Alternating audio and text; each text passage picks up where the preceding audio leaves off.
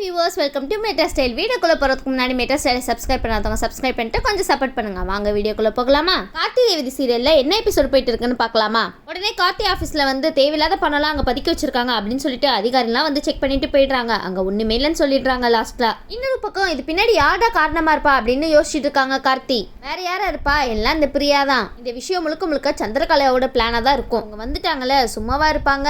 அவங்க பங்குக்கு அவங்க ஏதோ பண்ணிட்டு இருக்காங்க. கார்த்திக்கு இது பின்னாடி இருக்கிறது பிரியாதானும் தெரிய வருது. அப்ப ஏன் கார்த்தி பிரியாவை இன்னும் ஆபீஸ் விட்டு வெளியே துரத்தாம இருக்கீங்க? ஃபர்ஸ்ட் அதை பண்ணுங்க. இன்னொரு பக்கம் வந்து ரேவதிக்கு வந்து ஈஸ்வரி கால் பண்ணிட்டு இருக்காங்க. ஆமாம், அவங்க கவலை அவங்களுக்கு. உடனே ரேவதியும் போன் எடுத்து பேசிட்டு இருக்காங்க. சொல்லுங்கம்மா அப்படின்னு சொல்லிட்டு இருக்கும் போது, என்ன ரேவதி நீ ஆபீஸ்ல இருந்து கிளம்பிட்டியா இல்லையா அப்படின்னு சொல்லி கேட்டுட்டு இருக்காங்க ஈஸ்வரி. உடனே ரேவதி சொல்றாங்க, இல்லம்மா நான் இன்னும் கிளம்பல அப்படின்னு சொல்லிட்டு இருக்கும் போது அதுக்கு ஈஸ்வரி சொல்றாங்க, என்னம்மா நான் தான் சொன்னேன்ல ஈவினிங் வந்து கோயிலுக்கு போகணும் சொல்லியிருந்தேன்ல, அதனால ஆஃப் டே லீவ் கேட்டுட்டு வா அப்படின்னு சொல்லனா இல்லையா அப்படின்னு சொல்லிட்டு இருக்காங்க ஈஸ்வரி. உடனே ரேவதி சொல்றாங்க, அச்சச்சோ எனக்கு கொஞ்சம் கூட ஞாபகமே இல்லம்மா அப்படின்னு சொல்லிட்டு நான் இப்பவே கிளம்பி வரேன் அப்படின்னு சொல்லிட்டு இருக்காங்க. சரின்னு சொல்லிட்டு ஈஸ்வரி சொல்றாங்க, சரிம்மா ரொம்ப தாமதமாக்காம சீக்கிரமா கிளம்பி வா அப்படின்னு சொல்லிட்டு இருக்காங்க ஈஸ்வரி. வருவாங்க பொறுங்க ஈஸ்வரி, பர்மிஷன்லாம் கேட்டுட்டு வரணும்ல. ரேவதி வந்து ரொம்ப டைம் ஆயிடுச்சு, நம்ம எம்டி சார் கிட்ட போய் பர்மிஷன் கேட்டுட்டு உடனே கிளம்பலாம், இல்லாட்டா அம்மா ரொம்ப கோவப்பட்டு திட்டுவாங்க அப்படின்னு சொல்லிட்டு இருக்காங்க. சரின்னு சொல்லிட்டு ரேவதியும் கார்த்தியோட கேபினுக்கு போறாங்க. சார் உள்ள வரலாமா அப்படின்னு சொல்லி கேட்டுட்டு இருக்காங்க. உடனே கார்த்தியை வந்து உள்ள வாங்க ரேவதி அப்படின்னு சொல்லிட்டு இருக்கும்போது ரேவதி கேக்குறாங்க, சார் எனக்கு வந்து அர்ஜென்ட்டா நான் வந்து வெளியே போகணும், அதனால எனக்கு கொஞ்சம் பர்மிஷன் கொடுங்க சார் அப்படின்னு சொல்லி கேட்டுட்டு இருக்காங்க. உடனே நம்ம கார்த்தியும் எதுக்கு பர்மிஷன் ரேவதி அப்படின்னு சொல்லி கேட்டுட்டு இருக்க. உடனே ரேவதி சொல்றாங்க, இல்ல சார் ஏதோ பரிகாரம் பண்ண சொல்லிட்டு இருந்தாங்க அப்படின்னு சொல்லி ரேவதி சொல்ல, அதுக்கு வந்து கார்த்தி சொல்றாங்க, பரிகாரமா என்ன பரிகாரம் அப்படின்னு சொல்லி கேட்டுட்டு இருக்காரு. உடனே ரேவதி சொல்றாங்க, மாலை தோஷமா சார், என் கழுத்துல ரத்த பந்த சொந்த இல்லாத ஒருத்தர் வந்து மாலை போடணும்னு சொல்றாங்க, அப்படி ஒருத்தர் வந்து என் கழுத்துல மாலை போட்டா அந்த தோஷம் போயிடும் அப்படின்னு சொல்லிட்டு இருக்காங்க ரேவதி. உடனே கார்த்தி கேக்குறாரு, இது கேள்விப்படாததா இருக்கே அப்படின்னு சொல்லி கேட்டுட்டு இருக்காரு. உடனே ரேவதி சொல்றாங்க, எனக்கு இதை பத்தி சரியா தெரியல சார் அப்படின்னு சொல்லிட்டு இருக்காங்க. இன்னொரு பக்கம் ராஜராஜன் மயில் வாகனம் ரோகிணி சொல்லிட்டு இருக்காங்க, இங்க பாரு ஈஸ்வரி, இப்போதைக்கு இந்த பூஜை எல்லாம் ரொம்ப அவசியமா அப்படின்னு சொல்லி கேட்டுட்டு இருக்காரு ராஜராஜன். எனக்கு என்னமோ இப்போதைக்கு இந்த பூஜை எல்லாம் தேவையில்லைன்னு தான் தோணுது அப்படின்னு சொல்லிட்டு ஒரு பக்கம் ராஜராஜன் சொல்லிட்டு இருக்க. அதுக்கு வந்து ஈஸ்வரி சொல்றாங்க, நீங்க எல்லாரும் கொஞ்சம் அமைதியா இருக்கீங்களா? என் பொண்ணுக்கு எது நல்லதுன்னு எனக்கு தெரியும், நான் என்ன பண்றேன் ஏது பண்றேன்னு தெரிஞ்சுதான் பண்றேன், நான் ஒன்னும் விளையாட்டுக்கு பண்ணிட்டு இல்ல. ரேவதிக்கு மாலை தோஷம் இருக்குன்னு சொல்றாங்க, அதனாலதான் இந்த பரிகாரத்தை பண்ணணும்னு நான் ஏற்பாடு பண்ணிட்டு இருக்கேன், நீங்க என்னன்னா இப்படி சொல்றீங்க அப்படின்னு சொல்றாங்க ஈஸ்வரி. உடனே வந்து நீங்க யாருமே இதுல தலையிடாதீங்க, எல்லாரும் அமைதியா இருந்தா மட்டும் போதும் அப்படின்னு ஈஸ்வரி ஒரு பக்கம் சொல்ல, உடனே சந்திரகலா சிரிக்கிறாங்க. என்ன சந்திரகலா அங்க ஜோக் அடிச்சிட்டு இருக்காங்க. உடனே சந்திரகலா வந்து சிரிச்சுட்டே வந்து மனசுல நினைச்சிட்டு இருக்காங்க, இன்னைக்கு நாங்க பண்ண போற விஷயத்தை யாருனாலையுமே தடுக்க முடியாது, முக்கியமா அந்த கார்த்தினால தடுக்கவே முடியாது அப்படின்னு சொல்லிட்டு சந்திரகலா சிரிச்சிட்டு இருக்காங்க. சந்திரகலா கார்த்தி இலக்காரமா நினைச்சிட்டீங்களா என்ன? கார்த்தி லாஸ்டா வந்து என்ட்ரி தர போறாங்க, அப்போ உங்க சிரிப்புலாம் எங்க போகுதுன்னு நாங்களும் பாக்குறோம். உடனே வந்து அங்க இருந்து இளையராஜா வராங்க. உடனே அங்க இருந்து இளையராஜா வந்துட்டு இருக்காங்க. கார்த்தி ரேவதி பேசுறது கேட்டுட்டு, ஓ அப்ப இதுக்குதான் மாலை வாங்கிட்டு போனாங்களா அப்படின்னு சொல்லி யோசிச்சுட்டு இருக்காங்க. உடனே வந்து ரேவதி வந்து கார்த்தி கிட்ட கேக்குறாங்க, சார் அதனால எனக்கு கொஞ்சம் பர்மிஷன் தருவீங்களா அப்படின்னு சொல்லி கேட்டு இருக்கும் போது கார்த்தி சொல்றாங்க, தாராளமா தரேன், நீங்க தாராளமா போகலாம் ரேவதி அப்படின்னு சொல்லிட்டு இருக்காங்க கார்த்தி. ஒரு பக்கம் ரேவதி கார்த்தியும் வந்து பேசிட்டு இருக்கும் போது ஈஸ்வரி மறுபடியும் கால் பண்றாங்க. உடனே ரேவதி சொல்றாங்க, சார் அம்மா தான் கால் பண்றாங்க, நான் கொஞ்சம் பேசிட்டு வந்துடுறேன் அப்படின்னு சொல்லிட்டு வெளியே போய் பேசிட்டு இருக்காங்க. உடனே இளையராஜா வந்து உள்ள வந்து சொல்றாங்க கார்த்தி கிட்ட, இங்க பாரு கார்த்தி, இந்த மாதிரி உங்க ஈஸ்வரி அத்தையும் சந்திரகலாவும் மாலை வாங்கிட்டு இருந்ததை நான் பார்த்தேன், என்னமோ இதுல ஏதோ வில்லங்க இருக்கிற மாதிரி தெரியுதுப்பா அப்படின்னு சொல்லிட்டு இருக்கும் போது அதுக்கு கார்த்தி சொல்றாங்க, ஆமா எனக்கும் சந்தேகமா தான் இருக்கு, கண்டிப்பா இதுக்கு பின்னாடி ஏதோ ஒரு விஷயம் மறைஞ்சிருக்கு அப்படின்னு சொல்லிட்டு இருக்காரு கார்த்தி. கார்த்தி இது நீங்க நினைக்கிற மாதிரி சின்ன விஷயம் இல்ல, ரொம்ப பெரிய விஷயம். உடனே ரேவதியும் ஈஸ்வரி கிட்ட பேசி முடிச்சுட்டு நினைக்கிறாங்க, நம்ம கார்த்தி சரியும் கையோட கூட்டிட்டு போனா என்ன, அவரும் நம்ம சொந்தக்காரரோ இல்ல ரத்த பந்த சொந்தமோ கிடையாதுல, அப்படி இருக்கும்போது அவர் கையிலேயே நம்ம மாலை வாங்கிட்டா என்ன அப்படின்னு சொல்லிட்டு இருக்காங்க ரேவதி. ரேவதி அப்படி போடுங்க, செம்மையா யோசிக்கிறீங்க போங்க. அது மட்டும் இல்லாம இன்னொரு விஷயமும் ரேவதி நினைச்சிட்டு இருக்காங்க, நம்ம அம்மா எல்லா ஃபங்க்ஷனுக்குமே வந்து நம்ம எம்டி சாரை வந்து அழைச்சிருக்காங்க, அதனால இந்த விஷயத்துல நம்ம ஏன் இவரை கையோட கூட்டிட்டு போயிடக்கூடாது அப்படின்னு சொல்லிட்டு இருக்காங்க ரேவதி. ரேவதி இதை வந்து கண்டிப்பா ஈஸ்வரி எதிர்பார்த்திருக்கவே மாட்டாங்க, அப்படி ஒரு செயல் செய்ய போறீங்க நீங்க. உடனே ஒரு பக்கம் ரேவதி வந்து இந்த மாதிரி நினைச்சிட்டு இருக்க, சரி நம்ம எம்டி சார் கிட்ட போய் கேட்போம், அவர் என்னதான் சொல்றாரு அப்படின்னு சொல்லி பாப்போம் அப்படின்னு சொல்லிட்டு போறாங்க. உடனே ரேவதி வந்து கார்த்தி கிட்ட சொல்றாங்க, சார் நான் உங்ககிட்ட ஒரு விஷயம் சொல்லுவேன், எனக்காக அதை பண்ணுவீங்களா அப்படின்னு சொல்லி கேட்டுட்டு இருக்காங்க. ரேவதி நீங்க கேட்டா ஒரு விஷயம் இல்ல, நீங்க என்ன கேட்டாலும் அவர் பண்ணுவாரு. உடனே கார்த்தி சொல்றாங்க, சரி ரேவதி சொல்லுங்க, தயங்காதீங்க, எந்த விஷயமா இருந்தாலும் நான் உங்களுக்கு பண்றேன் கண்டிப்பா அப்படின்னு சொல்லிட்டு இருக்காரு கார்த்தி. அதானே கார்த்தி, ரேவதி கேட்டு நீங்க ஏதாவது முடியாதுன்னு சொல்லுவீங்களா என்ன? இல்ல சார், இந்த தோஷத்தை போக்கணும்னு அம்மா கோயிலுக்கு வர சொன்னாங்கல்ல, அதனால நீங்களே என் கூட வருவீங்களா அப்படின்னு சொல்லிட்டு தயங்கிட்டே கேட்டுட்டு இருக்காங்க ரேவதி. உடனே கார்த்தி வந்து கொஞ்சம் கூட யோசிக்காம சரி ரேவதி, நானும் உங்க கூட வரேன் அப்படின்னு சொல்லிட்டு அங்க இருந்து கிளம்புறாங்க ரெண்டு பேரும். ஈஸ்வரி வெயிட் பண்ணுங்க, ரொம்ப முக்கியமான கெஸ்ட் வந்துட்டு இருக்காரு. இதை பார்த்துட்டு பிரியா வந்து ரொம்ப எரிச்சலாறாங்க. என்னடா இது, நம்ம நினைக்கிறது மட்டும் என்னைக்குமே நடக்க மாட்டேங்குது அப்படின்னு சொல்லிட்டு ஒரு பக்கம் ஃபீல் பண்ணிட்டு இருக்காங்க. பாவம் பிரியா, நீங்க இப்ப மட்டும் இல்ல எப்ப நினைச்சாலும் நீங்க நினைச்சது மட்டும் நடக்கவே நடக்காது. பிரியா வந்து யோசிக்கிறாங்க, இவங்க ரெண்டு பேரும் ஜோடி போட்டுட்டு எங்கடா கிளம்புறாங்க அப்படின்னு சொல்லி யோசிச்சுட்டு இருக்காங்க. நீங்க ஒரு பக்கம் யோசிச்சுட்டே இருங்க பிரியா, அவங்க எதுக்காக போறாங்களோ அது நல்லபடியா நடக்கும். உடனே பிரியா வந்து இவங்க ரெண்டு பேரும் இங்க இருந்து கிளம்புறாங்கன்ற விஷயத்த நம்ம ஈஸ்வரி ஆண்டி கிட்ட சொல்லிடலாம் அப்படின்னு சொல்லிட்டு அவங்களுக்கு போன் பண்ணி பார்த்துட்டே இருக்காங்க. ஆனா ஈஸ்வரி வந்து ரொம்ப பிஸியா இருக்காங்க போல, காலே எடுக்கல. உடனே பிரியா நினைக்கிறாங்க, என்னடா இது இவங்க கால் எடுக்கவே மாட்டாங்களே, இப்ப என்ன பண்றது அப்படின்னு சொல்லிட்டு நினைச்சிட்டு இருக்காங்க. நம்ம ஈஸ்வரி ஆண்டிக்கு கால் பண்ணி அவங்க சொன்ன பிளான் எல்லாமே வந்து சொதப்பிருச்சு அப்படின்னு சொல்லலான்னு பார்த்தா அவங்க என்னன்னா காலே எடுக்க மாட்டாங்களே. இன்னொரு பக்கம் வந்து கார்த்தி ரேவதியும் கோயிலுக்கு வராங்க. இவங்க ரெண்டு பேரும் ஒன்னா வரதை பார்த்துட்டு சாமுண்டீஸ்வரி, சந்திரகலா, சூரியகலா 3 பேருமே அதிர்ச்சி அடைகிறாங்க. இவன் எப்படி இங்க வந்தான், இவன் வரக்கூடாதுன்னு நம்ம எப்படி பிளான் போட்டோம், அதை மீறி எப்படி இவன் வெளியே வந்தான் அப்படின்னு சொல்லிட்டு 3 பேர் பேசிட்டு இருக்காங்க.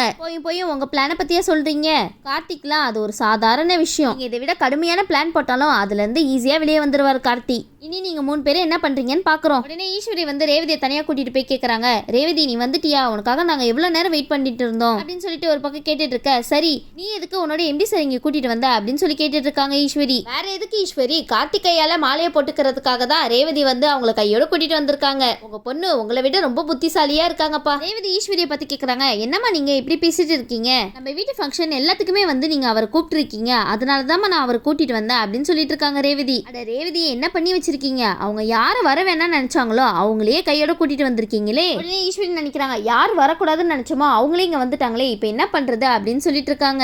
நம்ம சாமுண்டீஸ்வரி கிட்ட சூரியகலாவும் சந்திரகலாவும் சொல்லிட்டு இருக்காங்க, என்னக்கா இப்படி நடந்துருச்சு, அவனை வந்து அதிகாரிங்க புடிச்சிட்டு போய் ஜெயில உட்கார வைப்பாங்க அப்படின்னு நினைச்சிட்டு இருந்தா இவன் என்னன்னா இங்க வந்து நின்றுட்டு இருக்கான். சரி நீ வந்து டென்ஷன் ஆகாத, நான் பிரியாக்கு உடனே கால் பண்ணி கேட்கறேன், அங்க என்னாச்சு ஏதாச்சுன்னு கேட்டுட்டு வரேன் அப்படின்னு சொல்லிட்டு இருக்காங்க சந்திரகலா.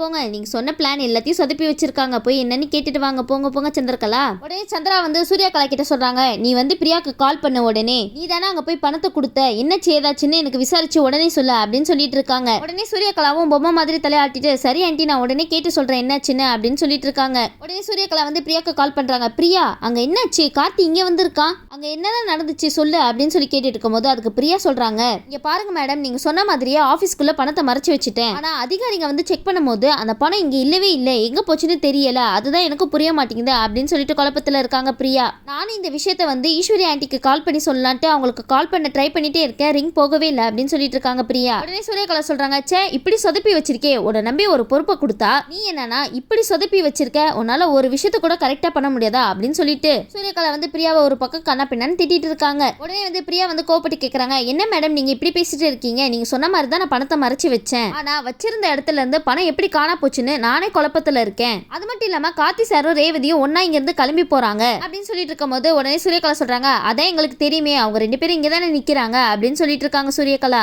உடனே சூர்யகலா வந்து நீ போனை வை அப்படின்னு சொல்லிட்டு போனை வச்சிடுறாங்க. சூர்யகலா வந்து இந்த விஷயத்த உடனே ஈஸ்வரி ஆண்டி கிட்ட சொல்ல ஈஸ்வரிக்கு ரொம்ப டென்ஷன் ஏறுதாங்க. உடனே ஈஸ்வரி சொல்றாங்க, உங்ககிட்ட எல்லாம் இந்த பொறுப்பை கொடுத்ததுக்கு நானே இறங்கி பண்ணிருக்கலாம் போல அப்படின்னு சொல்லிட்டு இருக்காங்க ஈஸ்வரி. கரெக்ட் தான் ஈஸ்வரி, நீங்க பண்ணிருந்தா இந்த பிளான் என்னமோ கரெக்டா வந்திருக்கும்னு நினைக்கிறேன் அப்படின்னு சொல்லிட்டு இந்த பக்கம் பார்த்தா மாலை தோஷம் போறதுக்காக எல்லா ஏற்பாடும் பண்ணிட்டு இருக்காங்க. ஈஸ்வரி வந்து மருது கூப்பிட்டு இங்க பாரு மருது, இந்த மாலையை ரேவதி கழுத்துல போடு அப்படின்னு சொல்லிட்டு இருக்காங்க. உடனே மருது வந்து சரி ஆண்டி நான் போடுறேன் அப்படின்னு சொல்லிட்டு மாலையை வாங்கி போட போறாங்க. ஆனா உடனே வந்து ரேவதி தடுத்துடுறாங்க.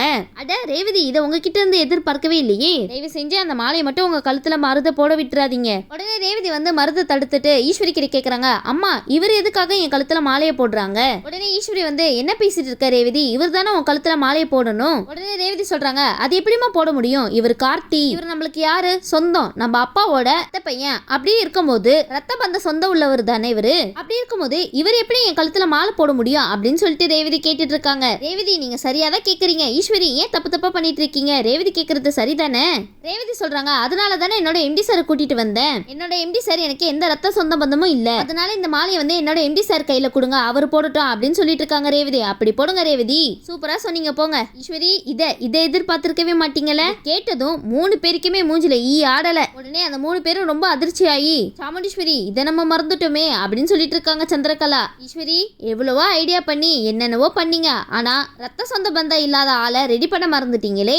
சந்திரகலா சொல்றாங்க, அவ சொல்றது கரெக்ட் தானே, நம்ம மருத அபிராமியோட பையன் தானே சொல்லி வச்சிருக்கோம், அப்படின்னு சந்திரகலா ஒரு பக்கம் சொல்லிட்டு இருக்க, போச்சிரா நல்லா வசமா மாட்டிக்கிட்டோம். உடனே 3 பேரும் என்னடா பண்றது அப்படின்னு சொல்லிட்டு யோசிச்சுட்டு இருக்காங்க. நீங்க யோசிச்சுட்டே இருங்க, ரேவதி மாலையை வந்து கார்த்திகையில கொடுத்து உங்க கழுத்துல போட வைங்க. உடனே அந்த இடத்துல ரேவதியே முன்னாடி போயிட்டு, சார் இந்தாங்க இந்த மாலையை பிடிங்க, என்னோட கழுத்துல போட்டு விடுங்க அப்படின்னு சொல்லிட்டு இருக்காங்க. ரேவதி வந்து ஈஸ்வரி கிட்ட சொல்றாங்க, அம்மா அந்த மாலையை கொடுங்கம்மா, இந்த மாலையை ரத்த பந்த சொந்தம் இல்லாதவங்க தான் போடணும் அப்படின்னு சொல்லிட்டு இவர் கையில போய் கொடுத்துட்டு இருக்கீங்களே அப்படின்னு சொல்லிட்டு இருக்காங்க ரேவதி. உடனே வந்து ரேவதி கேக்குறாங்க, என்னச்சுமா மறந்துட்டீங்களா நீங்க அப்படின்னு சொல்லி கேட்டுட்டு இருக்காங்க. ஆமா ரேவதி, உங்க அம்மா சுத்தமா மறந்துட்டாங்க போல ரத்த சொந்த பந்தம் இல்லாத ஆளு ரெடி பண்றதுக்கு. பரவாயில்ல, அதான் நீங்களே உங்க எம்டி சார் கூட்டிட்டு வந்துட்டீங்கல்ல. சூரியகலா, சாமுண்டீஸ்வரி, சந்திரகலா 3 பேரும் ஒருத்தருக்கு ஒருத்தர் பார்த்துட்டு முழிச்சிட்டு இருக்காங்க. அப்படியே முழிச்சிட்டே நில்லுங்க. 2 பேரும் அங்க நடக்கிறத பார்த்து ரசிச்சுட்டு இருங்க. உடனே கார்த்தி வந்து இதெல்லாம் பார்த்துட்டு சிரிக்கிறாரு. கார்த்தி, நீங்க எதுக்கு சிரிக்கிறீங்கன்னு தெரியும், நீங்க எதுவுமே பண்ணல, ஆனா எல்லாமே உங்களுக்கு சாதகமா தான் நடக்குது, அதனால தானே சிரிக்கிறீங்க. உடனே கார்த்தி கையில அந்த மாலையை கொடுத்ததும் அந்த மாலையில இருக்கிற தாலியை கார்த்தி பார்த்துடுறாரு. உடனே கார்த்தி யோசிக்கிறாங்க, ஓஹோ ஈஸ்வரி அத்தை இந்த மாலையை மருது கையில கொடுத்து ரேவதி கழுத்துல போட வைக்கிறதுக்கு இதுதான் காரணமா அப்படின்னு சொல்லிட்டு நினைச்சிட்டு இருக்காங்க கார்த்தி. அது மட்டும் இல்லாம ரேவதி கிட்ட இதனாலதான் மாலை தோஷம் அப்படின்னு சொல்லிட்டு ஏமாத்திட்டு வேற இருந்திருக்கீங்க அப்படின்னு சொல்லிட்டு இருக்காரு கார்த்தி. உடனே இதெல்லாம் பார்த்துட்டு ராஜராஜன், ரோகிணி, மயில்வாகனம் 3 பேருமே பார்த்து சந்தோஷப்பட்டு இருக்காங்க. உடனே ராஜராஜன் வந்து அந்த இடத்துல வந்து நக்கலா கேக்குறாங்க, என்ன ஈஸ்வரி ரத்த பந்த சொந்தம் இல்லாதவங்க தானே மாலை போடணும், மறந்துட்டியாமா அப்படின்னு சொல்லிட்டு இருக்காங்க ராஜராஜன். அது மட்டும் இல்லாம என் தங்கச்சி பையனை போய் மாலை போட சொல்லிட்டியே, இவன் போய் போடலாமா மாலையை ரேவதி கழுத்துல அப்படின்னு சொல்லிட்டு இருக்காங்க ராஜராஜன். ராஜராஜன் ஈஸ்வரி முறைக்கிறாங்க பாருங்க, தள்ளி நில்லுங்க. உடனே கார்த்தி வந்து நினைச்சிருக்காங்க, சரி இதுதான் உங்க திட்டமா, மாலைக்குள்ள தாலியை வச்சு ரேவதி கழுத்துல எப்படியாவது மருத போட வச்சிடலாம், அதானே உங்களோட பிளான் அப்படின்னு யோசிக்கிறாரு. இன்னும் என்ன யோசனை, ரேவதி கழுத்துல டக்குன்னு மாலையை போடுங்க. ஆனா கார்த்திக்கு ஒரு பக்கம் சிரிப்பு தாங்க முடியல, ஒரே சிரிச்சிட்டே இருக்காரு போங்க. உடனே ராஜராஜன் சொல்றாங்க, என்ன எம்டி சார் பார்த்துட்டே நிக்கிறீங்க, இந்த மாலையை ரேவதி கழுத்துல போட்டு மாலை தோஷத்தை போக்குங்க அப்படின்னு சொல்லிட்டு இருக்காங்க ராஜராஜன். கார்த்தியும் சரி சொல்லிட்டு ரேவதி கழுத்துல மாலையை போட்டுறாங்க. ரொம்ப அருமையாவே இருக்கு இந்த சீன்லாம் பாக்குறதுக்கு. பாவம், ஒரு பக்கம் இந்த 3 பேருக்கும் தீயலி வயித்துல கொட்டின மாதிரி எரிஞ்சிட்டு இருக்கு. 3 பேரும் உடனே கூடி பேசிட்டு இருக்காங்க, இந்த பிளான சொதப்பிருச்சா அப்படின்னு சொல்லிட்டு பேசிட்டு இருக்காங்க. சரி ஈஸ்வரி, சூரியகலா, சந்திரகலா நீங்க 3 பேரும் அடுத்த பிளான கரெக்டா போடுங்க. சரி இந்த 3 பேரும் அடுத்த தடவையாவது கரெக்டா பிளான் போடுறாங்களா இல்லையான்னு வெயிட் பண்ணி பார்ப்போம். இந்த வீடியோ உங்களுக்கு பிடிச்சிருந்துச்சுன்னா மறக்காம மெட்ரஸ் ஸ்டைல லைக் பண்ணுங்க, ஷேர் பண்ணுங்க, சப்ஸ்கிரைப் பண்ணிடுங்க. தேங்க்யூ.